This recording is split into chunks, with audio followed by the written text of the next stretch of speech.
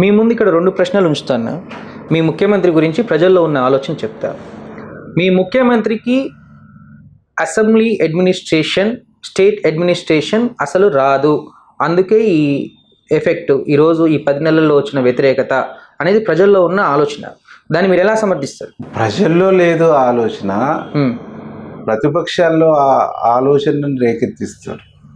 ప్రతిపక్షాలు ఎందుకు ఆలోచన రేకెత్తిస్తుండ్రు? మొట్టమొదటిసారిగా ముఖ్యమంత్రి అయిండు, ఈయన పరిపాలించరాదు, ఈయన పాలన చేత కాదని చెప్పేసి భావించి 2 నెలలనే ప్రభుత్వం పోద్ది, 6 నెలల్లో కూలిపోద్ది అని చెప్పేసి లొటపిట చెవులకు నక్కాశ పడ్డట్టుగా బీఆర్ఎస్ వాళ్ళు ఆశ పెట్టుకున్నాడు. 2 నెలలు పోయింది, 6 నెలలు పోయింది, 14 నెలలు పూర్తి అవుతుంది.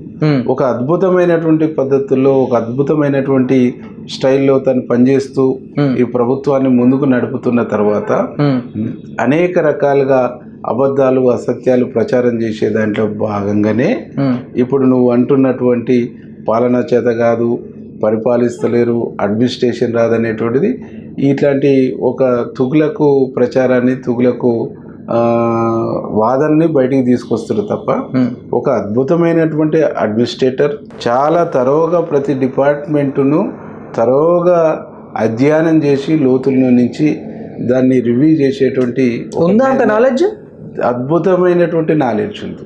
అద్భుతంగా ప్రతి డిపార్ట్మెంట్ను రివ్యూ చేసి, సరిచేసి, సవరించి. ఏంటి అలాగే నిలిచిపోయావు? గోల్డ్, డైమండ్, సిల్వర్ రేట్ ఇలా ఉంటే ఇలా నిలిచిపోకుండా ఎలా ఉండేది? మన కంట్రోల్లో లేని దాని గురించి ఫీల్ చెయ్యకు. ప్రజలకు మనం ఏం చేయగలమో ఆలోచించుకురు. తగ్గింపు ధమాకా. అన్ని బంగారు నగలపై లలితావారి మార్కెట్లోనే తక్కువ తరుగులో ఇంకా 1% తగ్గింపు ఇద్దాం. ఓకే, వజ్రాభరణాలకు క్యారెట్కు 5000 రూపీస్ తగ్గింపు ఇద్దాం. నన్ను మర్చిపోయారే, వెండిలో కూడా తగ్గింపు ఇద్దాం. తగ్గింపు ధమాకా.